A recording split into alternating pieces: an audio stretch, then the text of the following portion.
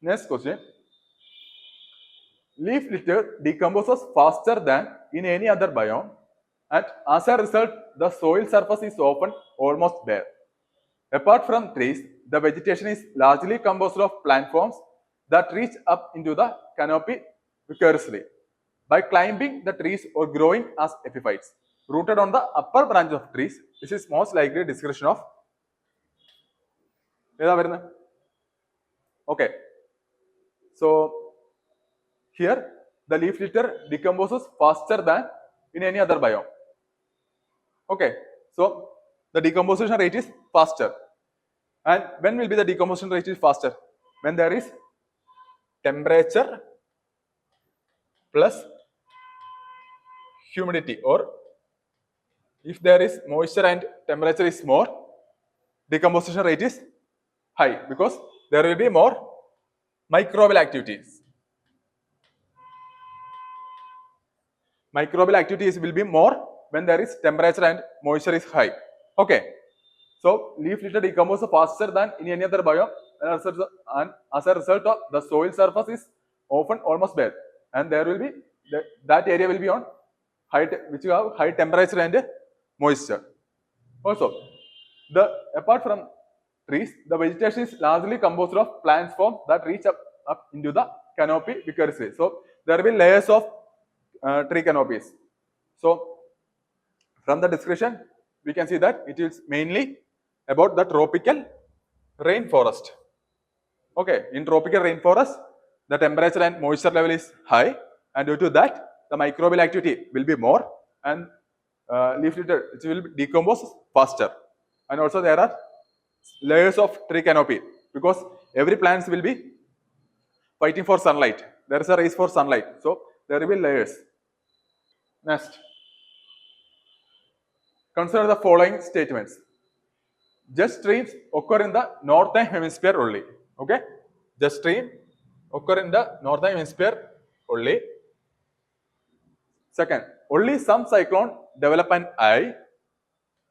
Third, the temperature inside the eye of a cyclone is nearly 10 degrees Celsius lesser than that of the surroundings. Which of the statement given above is or are correct?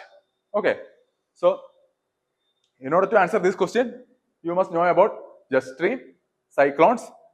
Okay, so what is jet stream? Is the jet stream occur in the northern hemisphere only? Jet stream occur when the cold air mass and warm air mass meet.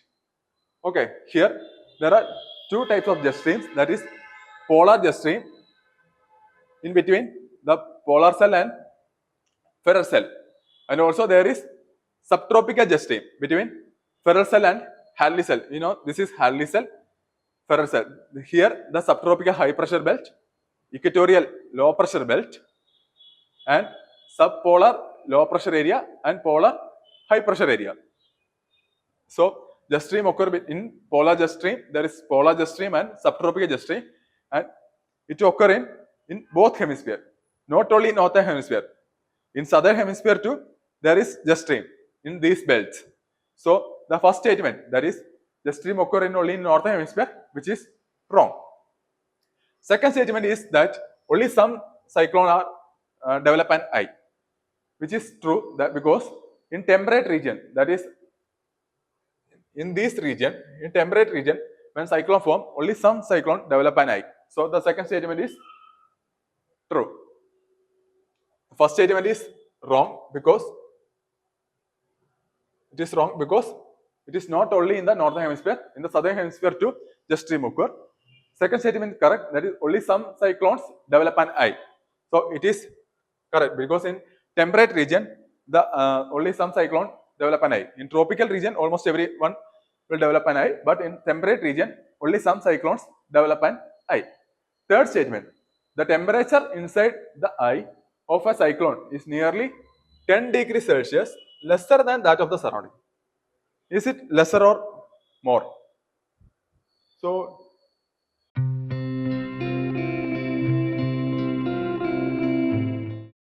this is a cyclone, and here you can see this is an eye. is the cyclone I. There will be I wall. How the cyclone is formation? To form a cyclone, so this area will be low pressure, that is low pressure area, and the surface is usually warm. So when the air is warm, it rise up. Okay, because and then create a low pressure area. Here a low pressure area, and the warm air will be rise up. Then from the surrounding, in the surrounding there is high pressure area. From the surrounding, the wind will be rushed into this side, that is in this low pressure area. Okay, so the low pressure area, that is the I, it will be usually warmer. Okay, it is not cooler, it is usually warmer. That is why the air is rising up.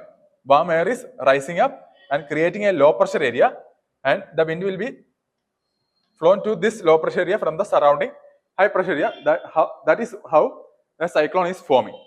So the second statement, the temperature inside the eye of a cyclone is nearly 10 degrees Celsius lesser than that of surrounding, which is wrong. That is because inside the eye it is more. Okay, 10 degrees Celsius, not less, it is more. So the third statement is wrong. First statement is wrong. Second is correct. So option C, two only. Got it? So we will go to the next question. Okay, this is also basically about pressure belts. We see pressure belt earlier. So this is also from the you need to know about pressure belts. So consider the following statement. In the tropical zone, the western section of the ocean are warmer. So western section of oceans are warmer than the eastern section owing to the influence of trade wind. Second one, in the temperate zone, westerlies make the eastern section of the ocean warmer than the western section. So you must know where is this tropical zone, there is temperate zone, and what is the prevailing wind system in there. Okay. So these are the pressure belts. You know, there is an equatorial low pressure area, and there is subtropical high pressure, and subpolar low pressure, and polar high pressure. You know, the wind will be flowing from high pressure area to low pressure area. So from here to here, or from this subtropical high pressure to subpolar low pressure area. So tropical region will be this. These are the tropical region, or you can see this here. These are the tropical region. So there is this picture showing a wind deflection. Why is this happening? So in order to answer that, you need to know about one phenomenon, that is Coriolis force. We know that due to earth rotation, there is Coriolis force, and it deflects wind towards right in northern hemisphere, and in northern hemisphere it will deflect towards the right, and in southern hemisphere it deflect towards the left. Okay, when a wind moving in the northern hemisphere, it will deflect towards the right, and in southern hemisphere it will deflect towards the left. It is due to the Coriolis force. So when wind moving from this subtropical high pressure cell to equatorial low, consider this is equatorial low and this is subtropical high pressure region. From here, suppose it is in northern hemisphere. This is in northern hemisphere. So from this subtropical to equatorial region, this is high pressure area and this is low pressure area. So when wind moves from here to here, it will deflect to the right in the northern hemisphere. So in the northern hemisphere, the wind will be deflected to the right side. So wind direction will be reflected to the right. So here, with respect to wind, the wind direction is from high pressure to low pressure, and it will be deflected to the right. That is the right of the wind. That is here. So it will be deflected to the right. Okay. So that is why we call here you can see the trade winds. The trade winds, it is deflected towards the right. With respect to wind, that is one person, if the wind is moving from here to the equator, it is deflected to the right in the northern hemisphere. Then this is the trade wind, and this trade wind, it is flowing from east to west. See, because it is deflected to the right, it is flowing from east to west. Here also, in southern hemisphere, it will deflected to the left. In northern hemisphere, wind will be deflected to right. Southern hemisphere, it will be deflected to left. So, in southern hemisphere, from this is subtropical high pressure area and equatorial low, and wind is deflected to the left. So, in both hemisphere, in northern hemisphere, it will deflected to right, and in southern hemisphere, the wind is deflected to left. Okay. And due to this trade winds, it will push the ocean surface and the water in the ocean surface towards the west. See, if these are ocean water, and the wind, it will push this to the tropical area, because the wind direction is from east to west. The wind direction is from east to west. Because of that, it also pushes the water, the warmer water on the surface, to the western area, in the tropical area.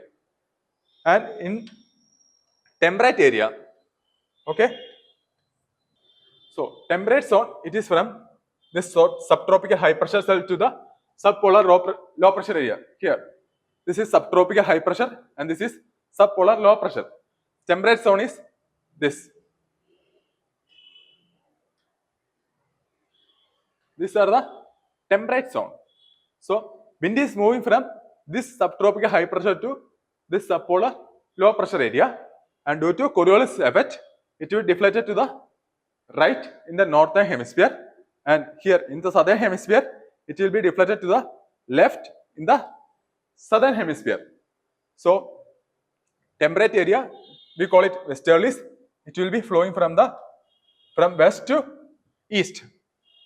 Here it is west and east. So it pushes the warmer water from here to the eastern part of the ocean.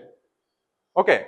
In temperate area, the wind will pushes the warmer water from the western side of ocean to the eastern side of ocean. In tropical area, the wind will push the warm water from the eastern side to the western side. Okay. Now let's answer the question. So the question is, the statement are, in tropical zone, the western section of the ocean are warmer than the eastern section. Influence of trade wind. We see that equator, subtropical high pressure, there is subpolar low pressure area.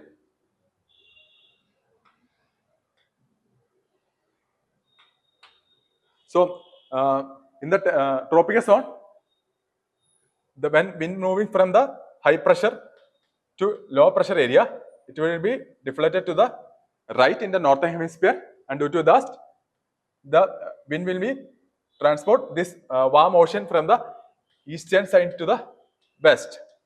So the western side of ocean will be warmer. In the tropical zone, the western section of the ocean are warmer than the eastern section, owing to the influence of trade wind. So this option is correct. In temperate zone, westerlies make the eastern section of the ocean warmer than the western section. Here in the temperate zone, from this is high pressure area and this is low pressure area. When wind is moving from here, it will be deflected to the right in the northern hemisphere. We call it westerlies. So it will push the warm ocean water from the western side to the eastern side. Okay, this is eastern side of ocean. So it pushes the warm surface water from the western side to the eastern side. The westerlies will push it to the eastern side, and so in temperate zone, westerlies make the eastern section of the ocean warmer than the western section. This option statement is also correct. So correct option is C, both 1 and 2. So you need to know about the tropical zone, temperate zone, Coriolis belt, and this influence on the ocean. Similar question. See, again, westerlies in the southern hemisphere are stronger and persistent than the northern hemisphere. Why? Statement are, the southern hemisphere has less landmass as compared to the northern hemisphere. Second, Coriolis force is higher in the southern hemisphere as compared to the northern hemisphere. Coriolis force higher in southern hemisphere. First statement is southern hemisphere has less land mass.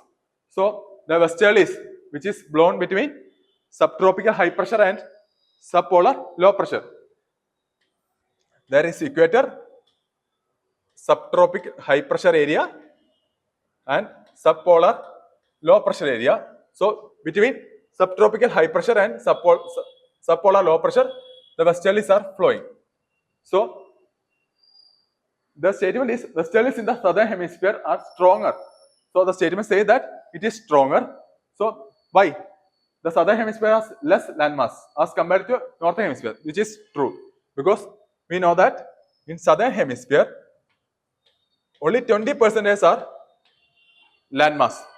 The rest 80% are water. But in northern hemisphere, the ratio will be, in northern hemisphere, landmass will be 40% and ocean will be 60%. So first statement is correct. Second statement, Coriolis force is higher in the southern hemisphere as compared to the northern hemisphere, which is wrong, because Coriolis force is same in the both hemisphere. The Coriolis force will be same. So the second statement is wrong and the option is only 1.